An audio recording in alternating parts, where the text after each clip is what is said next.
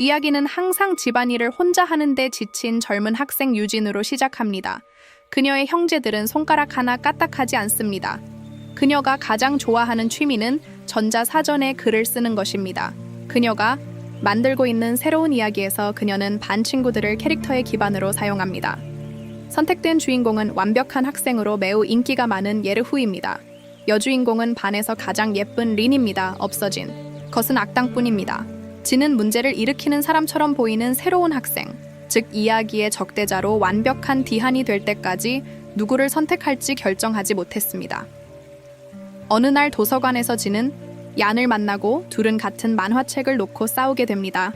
그는 더 빠르고 먼저 책을 차지하지만 얀은 그를 주의를 돌려 그가 그녀의 머리 위로 도망치기 전에 그의 손에서 책을 뺏는 데 성공합니다. 그는 사전에 적힌 대로 위험한 나쁜 소년입니다. 나중에 진은 넥타이를 잊어버리고 킹 교수에게 거의 벌을 받지만 학생회장인 유가 그를 구해줍니다. 유는 특정 특권을 가지고 있어 교실에서 그녀에게 전자사전을 빌려줍니다. 유디는 전자사전이 없어진 것을 알아차리고 집으로 가던 중 바닥에 담배를 피우는 디한을 봅니다. 그는 겉보기와 다르다고 설명하지만 그녀는 듣지 않자 그녀를 구석으로 몰아넣고 자신이 어떤 사람이라고 생각하냐고 묻습니다. 그는 그녀가 틀렸다는 것을 증명하기 위해 셔츠를 벗기고 문신이 없다는 것을 보여주고 심지어 그녀가 자신도 모르게 판단하고 있다는 것을 그녀의 얼굴에 던집니다. 그때 진은 다음 날 사전을 가져간 사람이 바로 자신이라는 것을 깨닫습니다. 장치를 돌려주지만 얀은 그가 말하는 모든 것을 따르면 돌려줄 것이라고 말하고 진은 그가 읽은 내용을 말하지 않는다는 조건으로 수락합니다. 그때부터 그녀는 사실상 그의 노예가 되고 이로 인해 그녀의 반 친구들은 그녀가 신입생을 좋아한다고 생각하며 수군거리기 시작하고 진은 그 말을 듣고 그녀만 그런 것이 아닙니다. 자이루도 모든 것을 듣고 체육 수업에 학교에 화장품을 가져오는 것이 금지되어 있기 때문에 화장품을 압수하여 소녀들을 방해합니다. 유진은 교복을 잊어버렸지만 그녀의 가장 친한 친구 로라는 수업 시간에 그녀에게 교복을 빌려줍니다. 그녀는 디한도 교복을 입지 않은 것을 알아차리고 그녀가 준 교복이 그의 것이냐고 묻습니다. 로라는 확인하고 진은 계속 그것에 대해 생각합니다. 나중에 킹 교수는 지안이 쓰레기통에서 발견된 상자의 주인이라고 비난하지만 진은 그에게서 항상 담배가 아닌 향수 냄새가 나기 때문에 말이 안 된다고 말하며 그를 변호합니다. 진실은 상자가 학교의 총애를 받는 자이 후의 것이지만 흠잡을 데 없는 그의 명성 때문에 아무도 그를 의심하지 않는다. 갑자기 지안의 아버지가 범죄자이고 그 소년을 보호하기 위해 바로 앞에 있다는 소문이 돌기 시작하고 진은 그가 듣지 못하도록 헤드폰을 끼운다.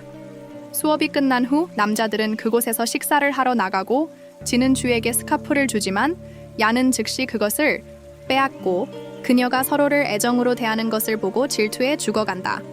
또 다른 순간 유진은 주가 반 친구들이 그녀에게 다가갈 때 담배갑을 떨어뜨리는 것을 보고 함께 상자를 집어들고 두 손이 닿는다.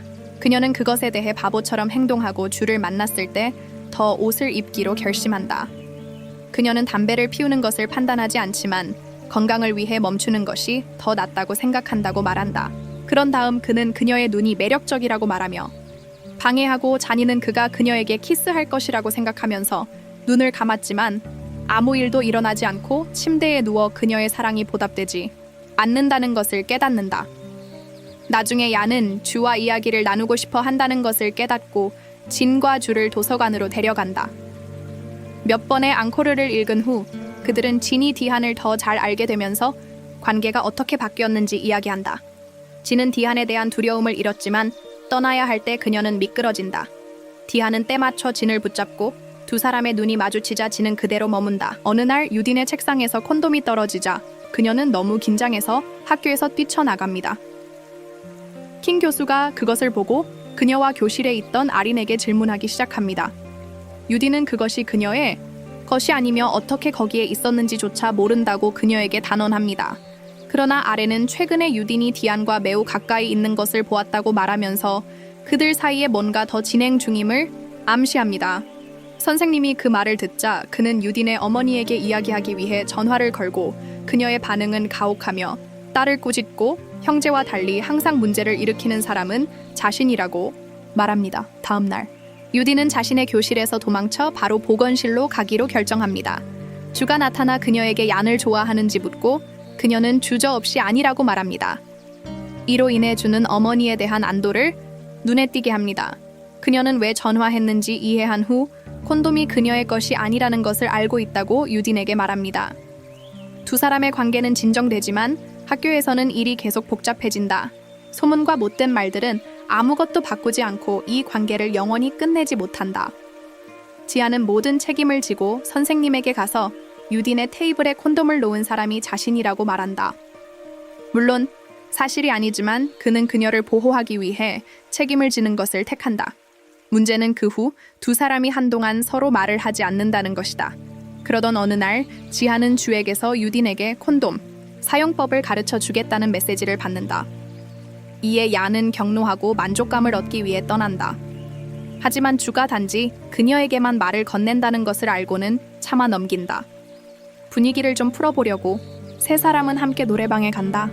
유딘이 노래하는 동안 야는 자유가 다른 유형의 메시지를 보내면 자신을 처리해야 할 것이라고 경고할 기회를 잡습니다. 자이우는 그런 경우 지한이 자신의 메시지에 답장해야 한다고 답합니다. 유진의 테이블에 콘돔을 놓은 진짜 사람은 아린이었습니다. 그 이유는 여전히 미스터리이지만 주는 알아내고 만족을 얻으러 갑니다. 그는 이런 일이 다시는 일어나서는 안 된다고 말하지만 아린은 겁먹지 않고 그에게 관여하지 말라고까지 합니다. 그가 있는 곳은 그의 어머니가 그를 위해 모든 것을 사줬기 때문입니다. 주는 재미로 미술 대회에 참가하여 우승할 때까지 그것을 믿지 않습니다. 그림에 진정한 재능이 있는 야는 노력과 헌신으로 참가했습니다. 화가 나고 실패한 것처럼 느낀 주는 이미 받은 모든 상을 부수고 심지어 손을 다쳤습니다. 그 후 그는 집을 뛰쳐나와 지안과 마주치고 지안은 그를 집으로 데려가 상처를 치료합니다. 그 이후로 주는 그와 함께 있기로 결심하고 친구들에게 그녀가 곧 집에 돌아올 생각이 없다고 말합니다. 멀리서 그는 친절하게 대하려는 자신의 어머니가 자신에게 휴식을 취할 시간을 주겠지만 나중에 다시 와야 한다고 말하는 것을 봅니다. 유딘, 그는 잊은 것을 돌려주려고 나타나지만 주는 신경도 쓰지 않고 어머니가 하는 모든 일 때문에 놓아주고 싶지 않은 것처럼 그녀를 껴안습니다. 소년들은 학교에서 일어나는 모든 불의의 증거를 수집하기 위해 모이고 모든 자료를 편집한 후 유딘과 자는 함께 나가 공원에 갑니다. 거기서 그는 그녀의 이상형이 무엇인지 묻고 지는 별 생각 없이 자신처럼 잘생긴 남자가 좋다고 대답합니다. 이 말은 사람들을 움직입니다. 양과 함께 키스를 시도하지만 발소리가 다가오는 것을 듣고 즉시 자리를 뜬다. 두 사람은 매우 당황하고 떠난다. 다가온 사람은 주였고 장면을 보면 그도 유딘을 사랑한다는 것을 알 수 있다. 며칠 후 킹 교수는 어머니의 말대로 아무 이유 없이 주의 모든 친구들을 벌한다. 그녀는 아들이 자신보다 성적이 낮은 학생들과 어울리는 것을 원하지 않는다. 이것은 주에게 마지막 일격이며 그는 이제부터 자신의 삶을 자신의 방식대로 살 것이라고 말하며 어머니에게 맞선다. 그는 호의나 영향력이 아닌 자신의 노력으로 대학에 들어가고 싶어 한다.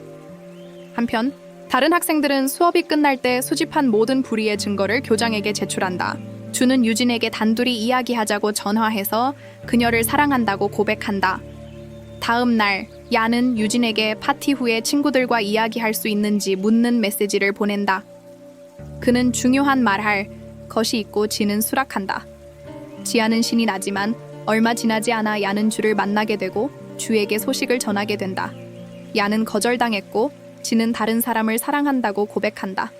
지하는 이 고백에 더욱 용기를 내지만 안타깝게도 파티 도중 아버지가 사고를 당했다는 소식을 접하게 된다. 지아는 망설임 없이 바로 자리를 떠나고 야는 연락을 시도하지만 불가능하다. 지아는 누구와도 이야기하고 싶어 하지 않는다. 모든 것이 아버지가 세상을 떠났음을 암시하고 그는 완전히 마음을 닫는다. 시간이 흘러도 유진은 여전히 주에게서 소식을 듣지 못하다가 어느 날 밤 우연히 주를 만난다. 거리에서 디아는 사과하며 거의 안아달라고 애원합니다. 유긴이 그를 안자 그는 마침내 자신을 좋아한다고 고백하지만 곧 아무 말도 없이 자리를 떠납니다. 디아는 또다시 자신의 감정이 받아들여지지 않았다고 생각하며 큰 충격을 받고 울음을 터뜨립니다. 12년이 지나고 진과 자이우는 친구로 남습니다. 어느 날 그녀는 지안에 대한 소식이 있냐고 묻습니다. 자이루는 말없이 그녀에게 만화책을 건넵니다. 유딘이 만화책을 읽기 시작하자 그녀는 그 이야기가 자신과 얀에 대한 이야기라는 것을 깨닫습니다. 그리고 모든 이야기가 전개되는 방식을 통해 그녀는 그도 당시 자신에게 같은 감정을 느꼈다는 것을 두 번 생각하지 않고 이해합니다. 진이 그에게 전화를 걸고 이번에는 지한이 전화를 받으며 이야기는 이렇게 끝납니다.